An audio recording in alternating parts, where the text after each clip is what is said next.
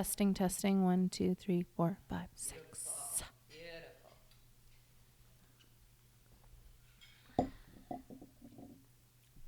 I'll try not to drink too much coffee. I just rattle watch that. time, that's all. Because seriously, sometimes I can record for...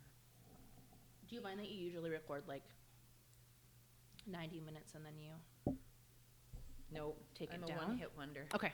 I am too. Yeah. Like Good. when I film and Love stuff, it. I'm like, nope. They're like, oh, just leave off at that last sentence. And I'm like, nope, from the top. Good. Okay. Ready to go? Ready. Here we go. Have you ever been surfing the net or maybe reading news headlines and come across something that absolutely stopped you in your tracks? Happened to me the other day, and this headline just connected many of the dots that I've heard about for quite some time. And I'm going to share it with you because it's blockbuster, and the story is blockbuster and left me wanting more. The headline was simply this, and I quote, Edmonton entrepreneur went from basement salon to a $20 million business in 10 years, end quote. So essentially in a blink of an eye, like think about 10 years, it's really not that long. This female powerhouse went from eyelash artist to global success, and her numbers are expected to grow substantially thanks to a new partnership with Ulta Beauty, the largest beauty retailer in the United States. She is the owner and CEO of Sugarlash Pro, and her story goes way beyond the numbers. Many of you listening today, I'm sure you're very familiar with her products and her training, and I am so excited to learn more about her, how she built her empire. Courtney Buhler, welcome to the Inner Circle today. Thank you. I'm so excited to be here. I'm excited for this conversation, and I have to begin here. How do you process a $20 million business in 10 years? I mean, I've got to stop there, and I don't want to make it all about the numbers because the story behind it, and we're going to dig into that, is unreal. But do you ever go, whoa, what just happened to my life? I mean, I think blink of an eye was an interesting thing to read because it definitely has not felt like a blink of an eye, but I'm sure when I'm, in my 70s or 80s, it'll feel like it was a blink. But I mean, it's been a long time. I know it has. But once you get a journey. little bit older, and I am a little bit older, 10 years is a blink of the eye. Yeah. Trust me. I like, there's so many things I want to ask you about your business, but we're going to hit the pause button on the business, and I want to learn more about you as a woman, and more specifically about your upbringing. Tell me about what it was like growing up in your household, and I understand that moving was a big part of your life. Yeah, I grew up in a kind of lower middle class family. My dad was a worship pastor for church, and I'm the oldest of 3, and we moved around a ton. So originally from Beaumont. Okay. And then lived in Edmonton, then moved to Vancouver, then moved to Abbotsford, then moved to Calgary, then my gosh. 5 houses there. We moved 13 times Why before did you I was move so much? 14. I don't even really know. I just think different job opportunities for my parents, and we weren't super well off, and so it was what it was. If there was a different opportunity that maybe was a little bit better, we would try that and kind of bounce around. Was adjusting hard though? No. I mean, that's what I knew. And so I think, it served me well with meeting new people and being adaptable and quick to pivot. And I mean, the thought now, having my own 3 children, of moving around a ton seems insane to me. But at the time, it was cool. You got a new city, you got new friends. Yeah. It was hard leaving, but I think I've learned to value the season that people play in your in your life. And maybe it's going to be a long-term friend, or maybe it's going to be short-term, and you just learn to enjoy the season. I like that. I tell people that a lot. People are in your life for a reason, a season, or a lifetime. Yep.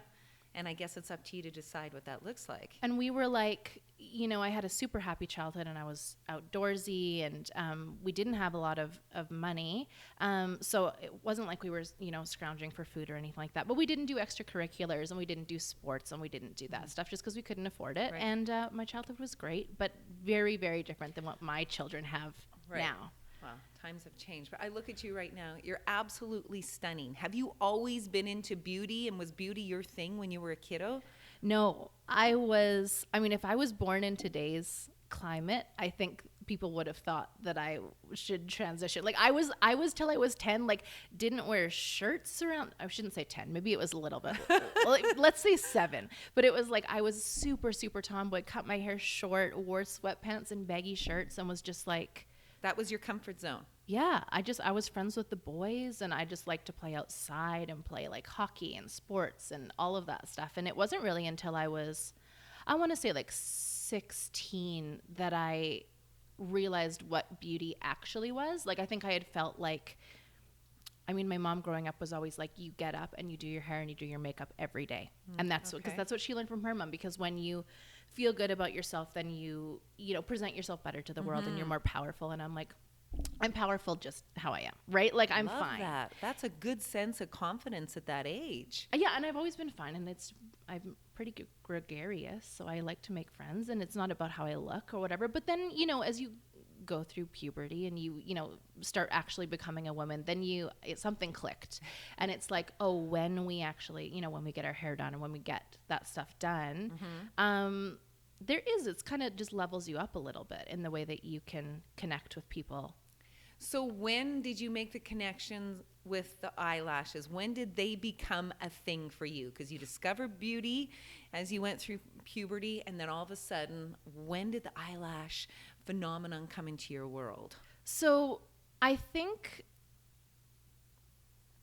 I mean, so okay, I got girlier, started dating. I really didn't have my first boyfriend until I was like 16. Okay. And then my first serious relationship at 18.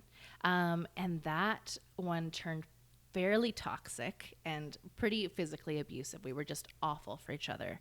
Okay, I have to hit the pause button. When you use phrases like physically abusive, can you explain what that meant? Oh gosh, like cops involved and neighbors, and it was very violent. It was that young, passionate. I mean, I'm a passionate person. I'm sure that comes across even just in this little bit. And I'm stubborn and I'm difficult. And he was equally stubborn and difficult. And it was this gnashing of, you know, puzzle pieces that didn't fit together, but you're just trying so hard because it's your first love. And you're like, we're going to make this work because we love each other, even though we're not right for each other in any way. But that's when I decided to have my first baby. And I think people will look on, so I was 18 when I got pregnant, and it wasn't a mistake. It wasn't an unplanned thing. It was very much like, I'm in control of the situation, and this is going to change everything, and I'm going to have this baby, and it's going to, you know, fix everything. And it did. It was just in a different way than what I thought. So I had my first son, Gavin, when I was 19. Okay. And up until that point, you know, I knew that relationship wasn't great, but it took me having him and seeing the situation through Gavin's eyes instead of my eyes that I'm like, this is not okay. And so he saved my life. Okay, so like, what do you mean seeing it through Gavin's eyes? I'm a pretty tough cookie, and I can put up with a lot, and I can fight through, and I can battle, and, you know, think that I'm going to fix the situation. But it was this realization that it's not just me anymore. It's now my son, and it's now, you know, I'm a mama bear. And so it was that shift that, you know, changed everything. And so I left that situation when Gavin was like 3 weeks old. Wow. Okay. You said he literally saved your life. Was it that bad, Courtney? I think so. And actually, I just reconnected with that ex a few weeks ago, and I didn't know if I was saying that in my head, that it was that bad, that it was like whatever. But he actually, before I said that, said, I'm so glad that we got apart because one of us would have been dead. Oh my gosh. Okay, so wait, I have to go ahead. What was the reconnection like? Was it painful? Were you angry? How did you even look at him after what he did to you? So it was just online. I haven't seen him in person, but no, it was pretty healing. I think it was just both of us saying like, that was wild. Like, what was, and I really was curious if he had been violent with anyone else or whatever. And he hasn't. And all the things that, the parts that I had played in that situation also hadn't followed us out of that relationship. And so I told my kids, I joke now that I'm like, I will arrange your marriages because love isn't enough to have a healthy thing. You need to have some logical, mama bear coming logical out, right? stuff in it. Yeah. But honestly, though, like looking back on it now, I love the way you took responsibility for your actions. So you say that you're an equal contributor to that? I mean, no, Okay, but thank you. but I could have, eased up if the situation got heated, which I didn't. And there's things. I mean, I'm never a person to shirk responsibility. I definitely think that there's lines that can never be crossed, and it's never justified, no matter the circumstance. But could I have been more understanding of how things were, or how stuff would escalate in those situations? Yes. For sure. And so I took that, into my next relationship. So I left that relationship, moved back in with my parents. And so Gavin's mom, 3 weeks old. Gavin's 3 weeks old. And I think when Gavin was around 6 months old, my mom had texted me and said, there's this thing called eyelash extensions. And because we have super short lashes. My sisters have mega lashes, like sky high lashes. And we were always jealous, me and my mom. And so she's like, there's this thing called eyelash extensions, and I'm going to pay for you to go. And it was like this treat. And they were expensive back in the day. It was like $300 for just a classic set. Okay. So we went, and it was just this lady out of her basement, and the wheels, I think, just started turning. And I never had realized, that I wanted to be an entrepreneur or whatever. I was managing retail stores before that, like American Eagle and Gap. And when I was supposed to end my maternity leave, I was supposed to go back to the Gap as a store manager. And this is 19. This is like a $10 million store. You're 19 years old and you're managing this, and you have a son. Yes. But the day I was supposed to go back, I completely froze, and I couldn't do it. And so that was when it kind of clicked that it was like, okay, I love lash extensions. The moment I got them, I was obsessed with them. Like, it was like, I was asking her what she was doing, and how many different lengths are there, and are there different curls? And she was like, no one has ever asked me these questions. Like, you're so weird. and so she said, after one of my appointments, she said, I'm going to I'll show you how to do it after. And so there was a mannequin head, and I just stayed for an hour after my appointment, and she just showed me how to do it. Why do you think it resonated with you so much? Like, you left management positions behind. Why this? Why did you want to do your own thing? I honestly don't know. I just think lashes kind of chose me. And I do think for someone with really, really short lashes, they just make a huge difference. I mean, it's your eyes. Like, what really is going to make a bigger impact than like what we're looking at all the time? And so, yeah, I think I had never felt so like transformed by a beauty service. And it's just kind of that wake up and go thing, which, being the tomboy that I wasn't ever going to be the person that spent, 2 hours on my makeup every day or doing my hair. So it was just such an easy thing to, make you feel a lot better. And, a funny story actually with that is that because I was a single mom and I was on, maternity leave income and whatever, I couldn't afford to keep up the lashes. That was going to be my next question. Yeah. How'd you pull that off? So I started cleaning her house. No. Yes. So I would go to her house and I would clean her house for like, the fill was whatever, $125. So she paid me at the time, whatever, it was $12 an hour. So I would go for like a full day and I would clean her entire house. And then at the end of the day, when I was done my cleaning, I would go to the basement and get my fill done with my lashes. Wow. But I loved it. I was just hooked. So when did you take the next step? So she taught you how to do the application. You're cleaning her house. Mm-hmm. Then what? Then I wanted to get my training, but she found out, and what I found out was the training companies at that time, you had to be a cosmetologist or an esthetician or a nurse to do the training. And then I started looking into aesthetics programs, and it was like $17,000 to get this. And they didn't teach anything about lashes. It was, pedicures and waxing and nails and whatever. So I'm like, I don't want to go into this much debt. I mean, that's not a lot with student loans. But for me, like, I didn't have any, I barely passed high school. Right. Very not academic. Okay. I knew I wasn't going to get accepted into anything crazy. Nor did I have money for it. Nor did my family have money to contribute to that. So my grandpa, who's the other entrepreneur in the family, had set aside this insurance policy since we were born, $25 a month. So I had like $4,000 saved up that I could use. So I just used that, and I took this kind of backyard lash course. This like one day, they didn't teach us sanitation. They didn't teach us, proper weights to use. And so I was really, really poorly informed as a lash artist, but I just decided to start a part-time business out of my house. And that was as big as the dream was. That was the dream in its entirety. You start your part-time business in your basement. with this training.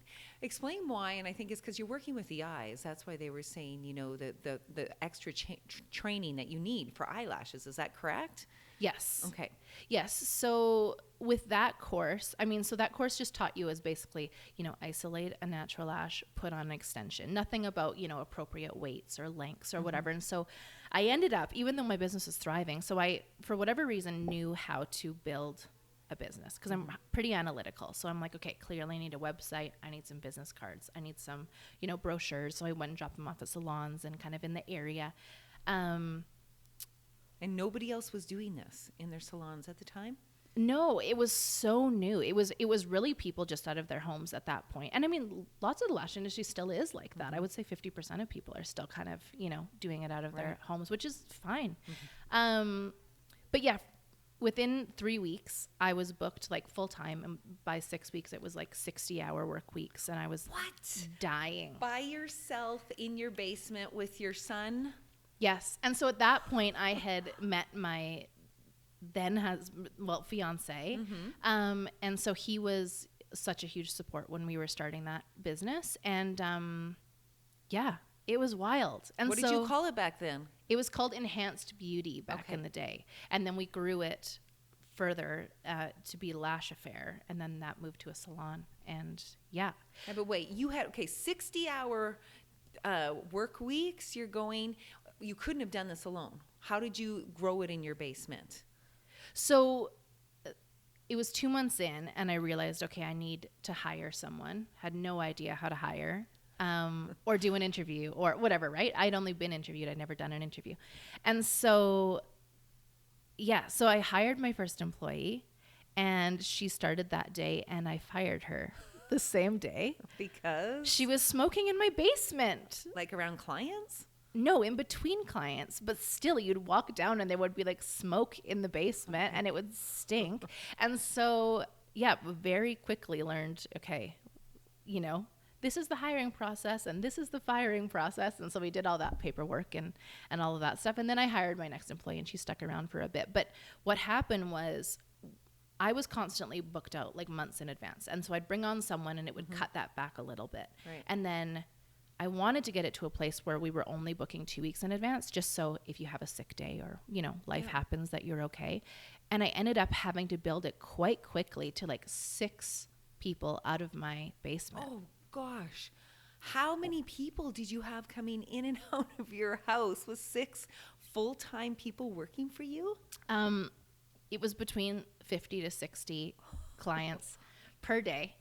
And so this is over a couple years, and I had gotten married by that point, had another baby, and we were literally just trying to live a semi-normal life with just strangers in and out of the house all day, every day.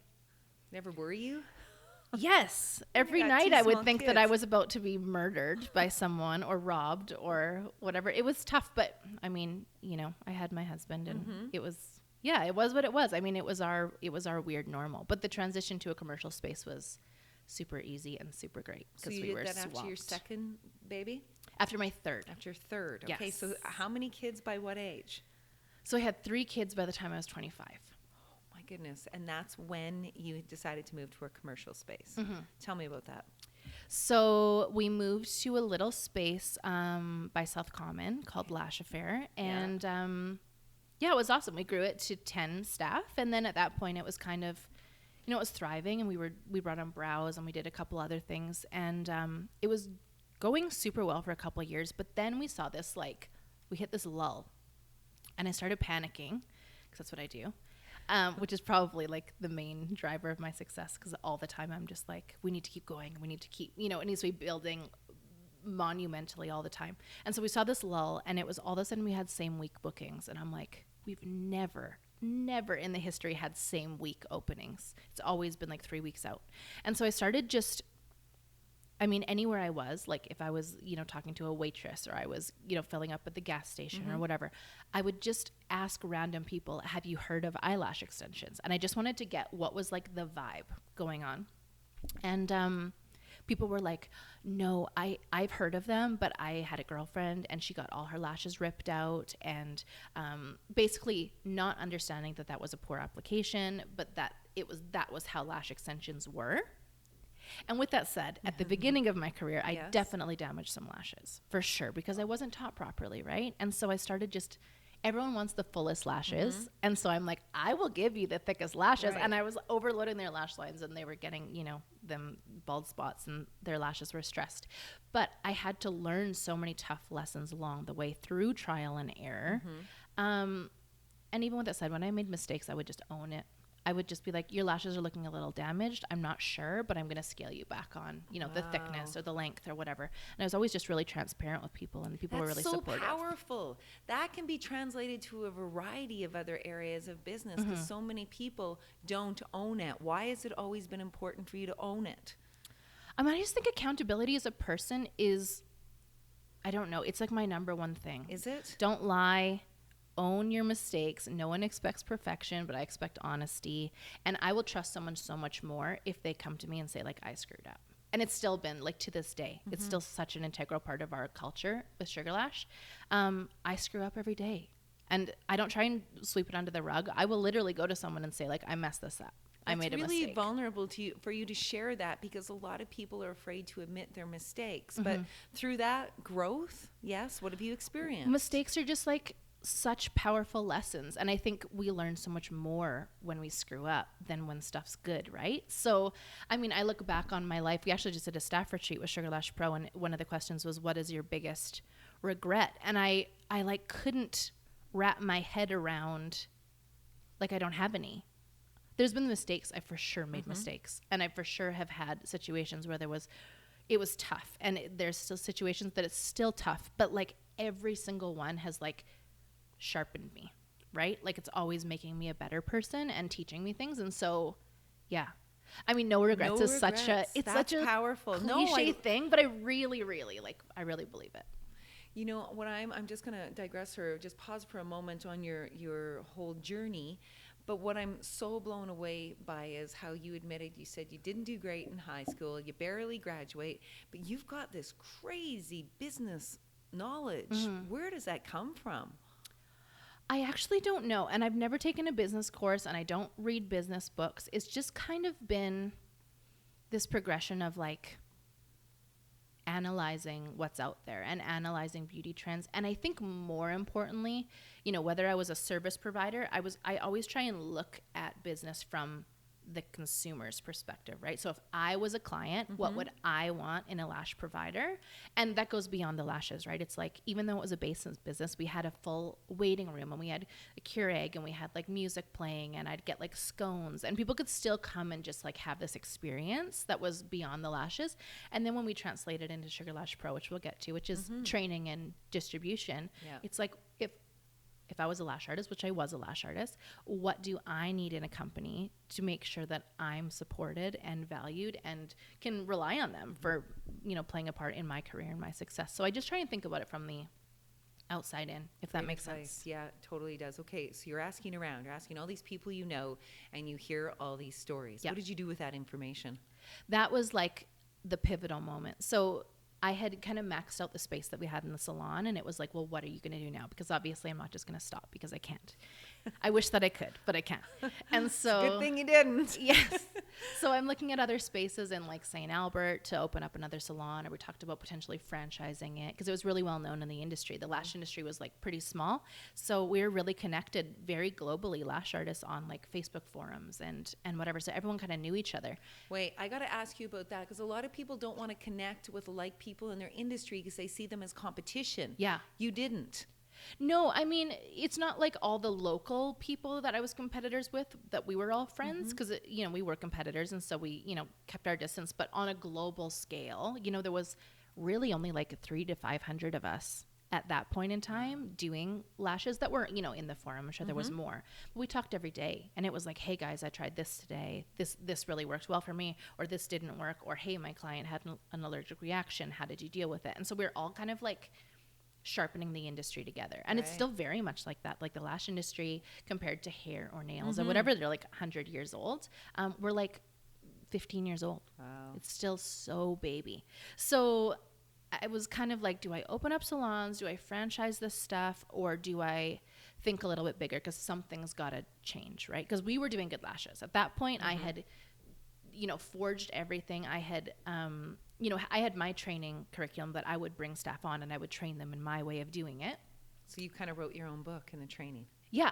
Yeah. So all the things that I had to learn the hard way, I wrote into manuals. And then I just thought, you know what, if the industry is going to tank, which at that point I was nervous that it would, because people couldn't get it, because people weren't estheticians and people weren't cosmetologists and they couldn't get access to the good training. So they had to keep going to these backyard things like I did. And so I decided at that point that I was going to try and change it from like the inside out and just think bigger. So lay out all my secrets, everything I've learned, and compile it, and then launch training to anyone who wanted to do it. If you're in a state that requires licensing and you need to be that, you have to obviously abide by that. But in Canada, everything's unregulated. And I just thought I need to have a training program that someone doesn't need to be a cosmetologist or an esthetician, that I can take everything out of those courses and only put in what's actually needed into the program. And so our first manual was like 200 pages. You wrote it all? Yes. Oh my gosh. I did, and illustrated it and everything. And I mean, we still use so much of it today. It's really stood the test of time, but launched with that. And year one, we were in like 15 countries and we did like $300,000 in revenue, which for me was like $1,000 a day. Your training program. And product. So it was actually mostly product. Product really took off for us, which was kind of supplementary to the training. I just thought, well, if I'm going to be training people, I'm going to need product. But I started working with manufacturers and custom creating like the tapers of the lashes and the finishes and the dyes and all of that stuff. And people just like absolutely loved it, which was great. Okay, so how did you, when you say you started working product, what did you do? Source it from all over the world or zero in on your favorites? Is that how it worked? So I just cast a super wide net. Any manufacturer who is producing, adhesives or lashes or whatever, I just send me anything you have. And so at one point, after we had moved the salon out of the house, I told my husband we're going to start it again. And I had samples over like the full, like 1,600 square feet of space. You couldn't walk. There was just samples on samples on samples on samples. And then I found the manufacturers that I really liked, but I knew that I didn't want to just private label something. So I wanted to like customize it with them to make sure that it was super unique to the industry. And people loved it. Samples all over your house. Yes. And like hundreds of hours of just comparing, 2 trays of lashes, and you're looking at the sheen and you're looking at the taper, and everyone has their different cup of tea and what they like. But You loved it. I mean, you light up when you're talking about it. It was fun. It was really fun. It was a lot of, I still actually am so passionate about creating stuff. It's fun, right? Because I'm so artistic. So I don't get to do the lashes anymore, but I get to now create this product that is being used by right now we have like 60,000 lash artists that are currently using our product. Oh my gosh. And so anything that I develop or create, I get to see it on like thousands of people's eyes. How gratifying is that? Super gratifying. Especially if you're a creative mind. I mean, you've tapped into one of your passions. Did you realize you were doing that at the time? Or you were just having so much darn fun? No, I was just having fun. Yeah. It's, for me, I think business and developing product and, training and stuff, it's like, I always joke that some people play like Candy Crush and I like play business. It's like, it's the strategy of being like, how can we do better and how can I, and it's like, it's like this rush that you get when you play. I mean, I don't have time to play games on my phone, but like when you pass a level or you do whatever, it's like this constant gratification. And so that's what I get. Like when I create something and, we see, it's not about sales to me, but like, that's like my points system. But if I see that going up, then I'm like, okay, we're winning at this game. Wow. And so it's like this constant, I don't know, it's this constant high you're riding, I think. And it's nice, especially being on the training and product side, that I know if Sugarlash is growing, that means that other people's businesses are growing. And if they're successful, then I'm successful. And the moment that they stop being successful, then I'm not successful. So it's like this crazy full circle support system that we have going on. It's a community that you've built around you. Okay, you dropped some pretty powerful numbers. $300,000 in revenue the first year? Yeah. So what, did you take a warehouse space or store space? Where did you move when you took your product out of your house? So yeah, Sugarlash Pro, the product, professional product side, started in a 10 by 10 basement. Then it moved to the basement. We took over the whole basement again, Yes. which was fine because that was where the salon was. Then it moved to the basement and the main floor of the house, and we were literally eating dinner, me and my husband and 3 kids, like in between, just racking of product. And then we moved out of the house, bought a new house, and it was all 3 levels. So we were in the house. We called it the Sugar Shack house. For a couple of years. And I think we had like 8 staff there and just kind of had desks all over in different bedrooms and whatever. And and then we moved to Leduc into a warehouse, which we were in for a year before we outgrew it. And that was how big? That was 8,000 square feet. And you outgrew it in a year. Okay. And now we just moved into our now warehouse, which is on Roper Road, and that's 18,000 square feet. And it's much taller ceilings, and so we've got some space for a little bit there.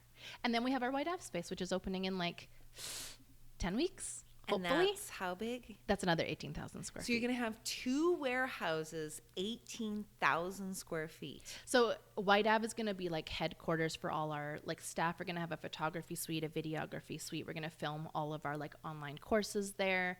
We're going to have... I have a big office which has a bathtub. Oh, really? And you want to tell us more about why the bathtub in your office? I'm super ADD, and so I don't do well in like an office setting. I get super distracted, but I usually work from home in the bathtub. It's like if I go in the bathtub at home, I can just tunnel in. And so the president of my company, Kim McIver, was like, what do you need so that you can be here and be like happy and whatever? And I'm like, a bathtub. And so she's like, done. So yeah, so I have it's on the mezzanine. It's like up on the 2nd level. I have my office, and then I have this big, gorgeous bathroom that's going on. That is awesome. There's something to that because I am wired similar to you where I don't love being in an office. I think because I sat at the same desk like for 8 hours a day and pounding away at the computer.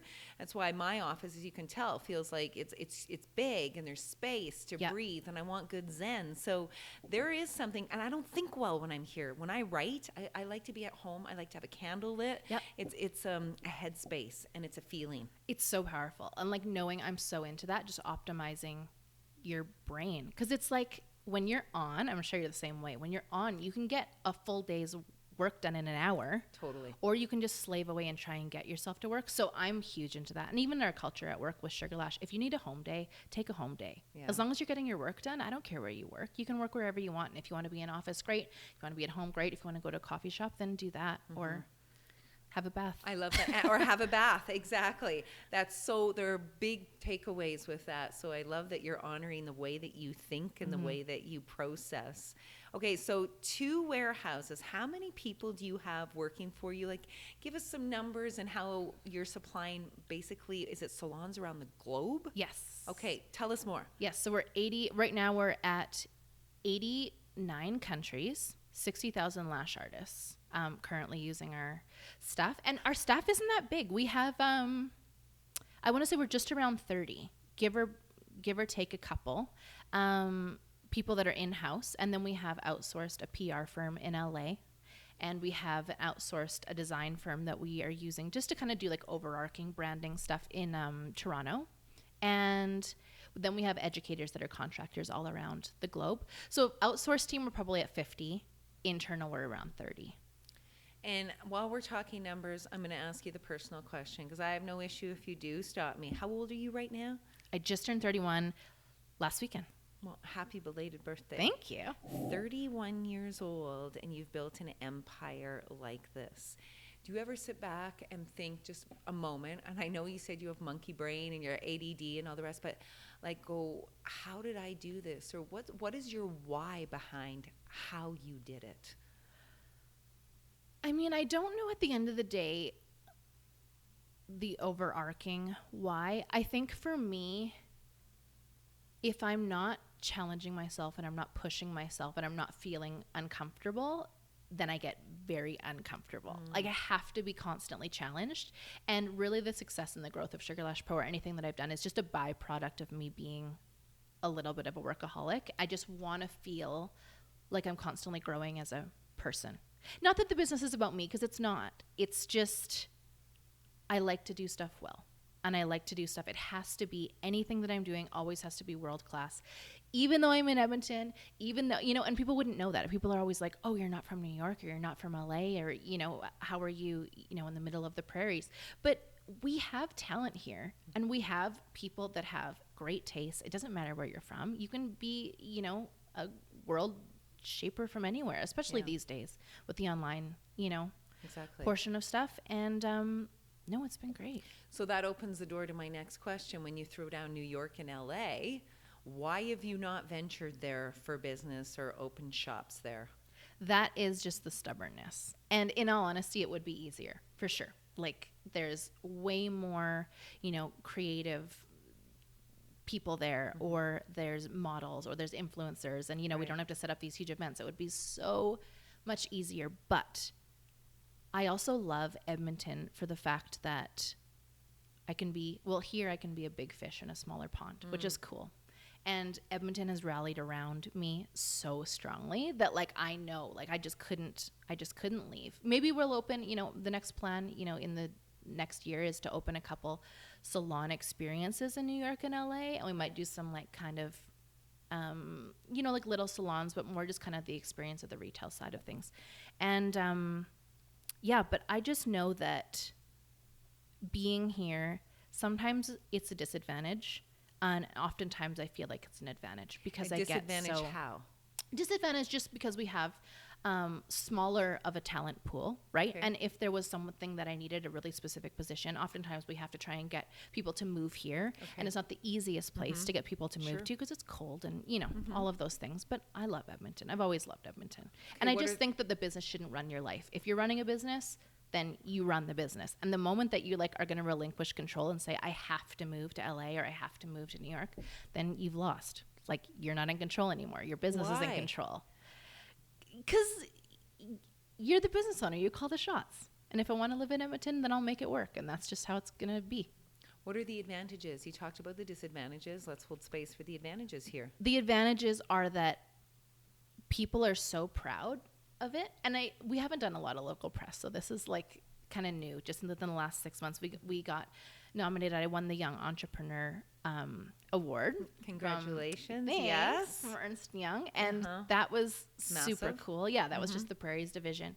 And who knows, in a few years, maybe we go for like the national award. But yeah, and I think you should. I'll just plant that seed right now. Yes.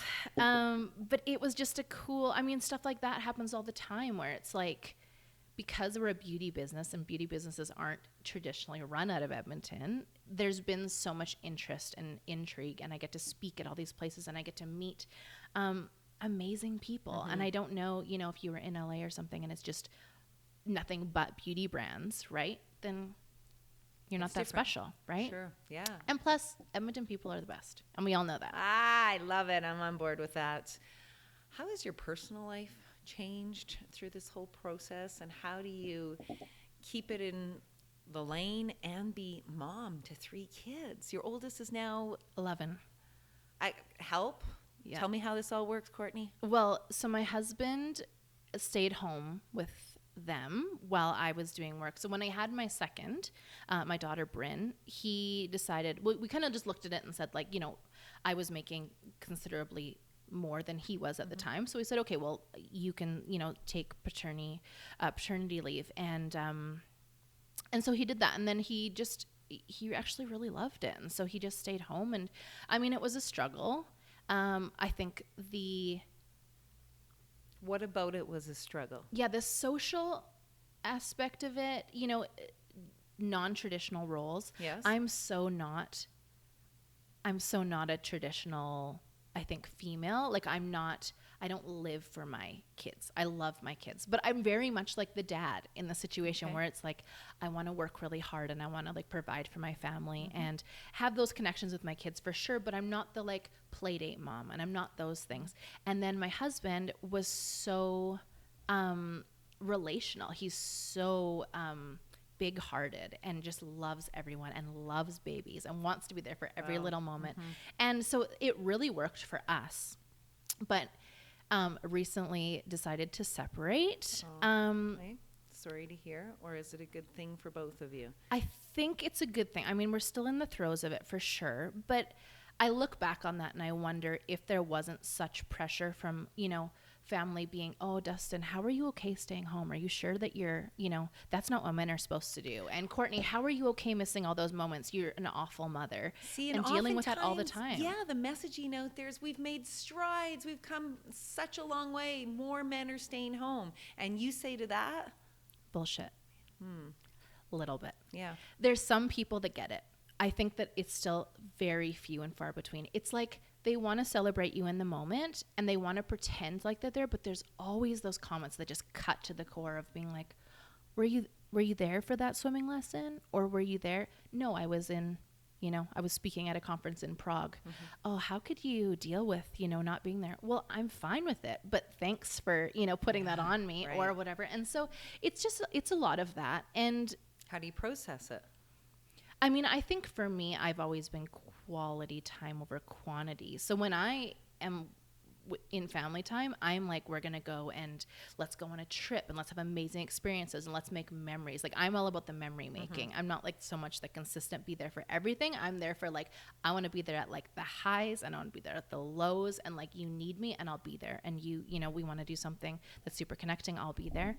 And that's kind of been the balance. And I mean, I didn't really have an option. It was, my family relied solely on me, and it was what it was. Right. And, I mean, I didn't resent it. I loved it. I resented people projecting things onto me. Absolutely fair, that judgment that comes with it.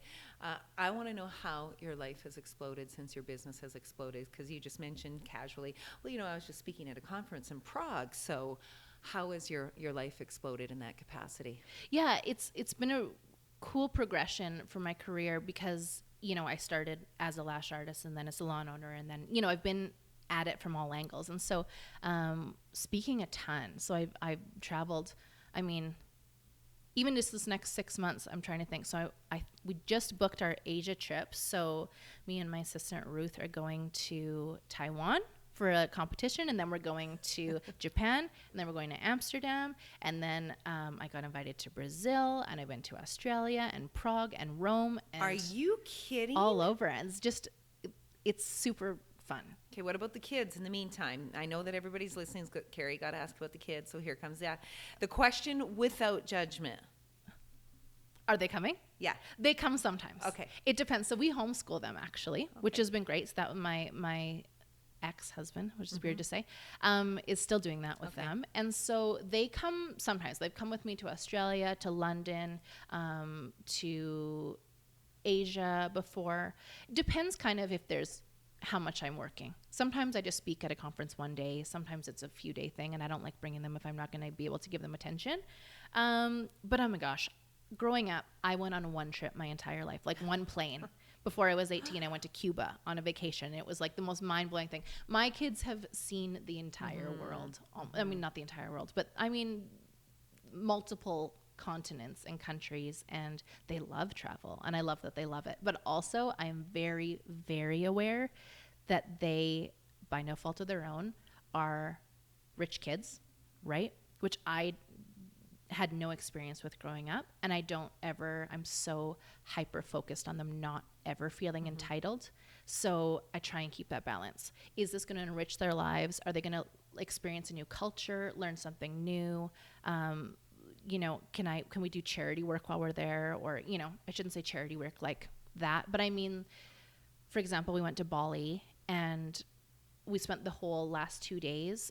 We had a driver there that drove us around every single day, and he was talking about his village and how they're hard off, and he kind of left it until the last little bit to even bring it up. And I was like, oh my gosh, like, we're not doing any tourism today, like, take us to the mall. And I was just like, what does your village need? And so we just went shopping, like toothbrushes and toys and all of that stuff, and just loaded up his van. So it hasn't been like crazy charity work that it's like we're planning trips and it's very structured. It's very much like, can we go to a new culture? Can we experience something? Can we like give our time or give, what we've been giving. That philanthropic side tied into all of your travels. Something that I really admire and respect about you, and it's something I deal with in my own business every day as a public speaking coach and whatnot, is empowering people to use their voice and tell their story. You have clearly embraced your voice and your story? Where does that come from? And how have you learned to embrace that stage? Because I'm sure there is insight that you can share with everybody listening. Yeah, I mean, for me, it's always come pretty easily to be an open book. I think if anything, my weakness is oftentimes I'm too open of a book, and I might say things before I should say them, release information that I shouldn't release. But I just love authenticity. I mean, what's the point? Right? Small talk makes me so uncomfortable. Like, I don't do schmoozing very well. I don't go to those events where I'm just shaking hands and, there to shake a hand and whatever, nothing, right? Like, there's no depth. So for me, I'm just always someone that I just crave depth, and but you're not afraid to be vulnerable, and no. so that, or the judgment that comes with it, and that's powerful. And I think that if people can really grasp that and grasp the fact that we're all so unique and we're all on this weird journey together, then oh my gosh, like, how much better off would your heart be? That you could really connect in a powerful way. Agreed. So we go from full authenticity, but I have to ask this question. Has the money changed your life? I think it did for a while. For sure, when you're growing and people are seeing, when you're starting a new business, you're going to talk about it a lot, right? All your social media posts are going to be about work. And it was like that for a long time. And you're just so busy, right? You're just so busy. And so lots of friends do fall away at the beginning. I think right now you caught me at a time when I'm recently separated, and I'm actually doing the opposite of, I'm not hanging out. I'm actually hanging out with everyone I used to go to school with back in the day. Why do you think that is? I need those connections where I know beyond a shadow of a doubt it's not about any of the success or any of this craziness. It's like they see me for me and they could care less. Not that they don't care about it, but they don't ask. They're like, how are you? Yeah. How are you doing? How are the kids? Like, what's your life like now? I think for sure, as you become more successful, I think the whole mindset is that there's a lot of people out there that their only problems in life are money, right?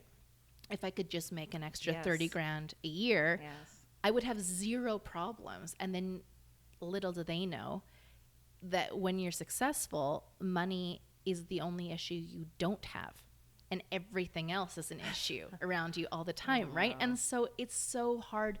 I completely understand the disconnect that people have. And I'm like, they say that there's like a sweet spot, and it's like 85 grand a year or something, that any more than that, you start isolating yourself from friends, and any less than that, and you're stressed